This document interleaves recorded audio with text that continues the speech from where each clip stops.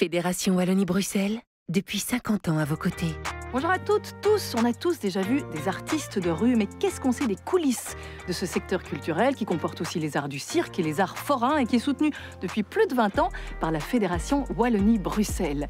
Aujourd'hui, on lève un coin du rideau rouge en compagnie de Didier Balsot, qui est directeur artistique et comédien de la compagnie Les Royales Marionnettes. Tout un programme. You're just like my favorite song going round and round my head. Like my favorite song going round and round my head.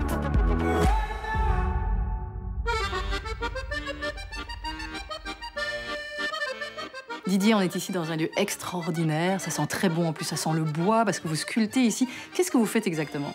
On sculpte les marionnettes ici avant qu'elles ne prennent la route. Les Royales Marionnettes, c'est une compagnie de théâtre de rue qui a comme pratique la marionnette traditionnelle liégeoise. Donc le but, c'est d'aller chez les gens, ceux qui n'ont pas forcément envie d'aller jusqu'au théâtre. Effectivement, de se dire qu'il n'y a pas de salle partout en Belgique équipée, loin de là, qu'il y a 85% des Belges qui ne vont pas au théâtre et que nous sommes un outil pour leur donner accès à la culture malgré tout.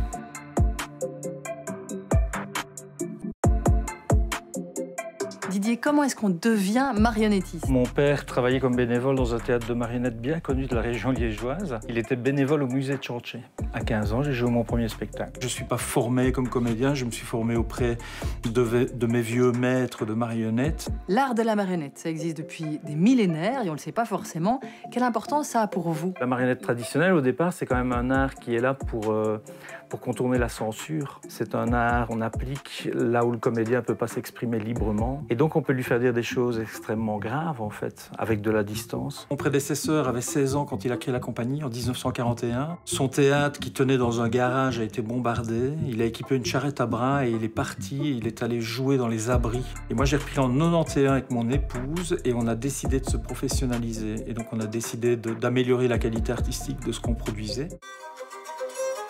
Qu'est-ce qui vous rend le plus heureux dans votre métier ? Je dirais, c'est de parler librement, de toucher un certain nombre de personnes, comme cette maman qui vient un jour me trouver. J'avais pris son fils en scène, il s'est exprimé avec les marionnettes et elle est venue m'annoncer à la fin du spectacle qu'en fait, elle ne l'avait jamais entendu parler, qu'il était autiste.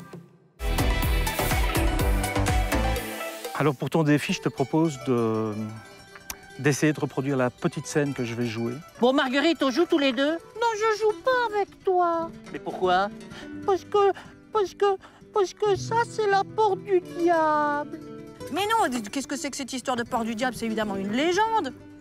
Comment ça, c'est quoi une légende? Une légende, c'est un truc que ta maman te raconte pour que t'ailles pas voir ce qui se passe derrière la porte. Hein? Tu crois que c'est ça? Bravo! Bravo! Pour moi, Joël, défi réussi.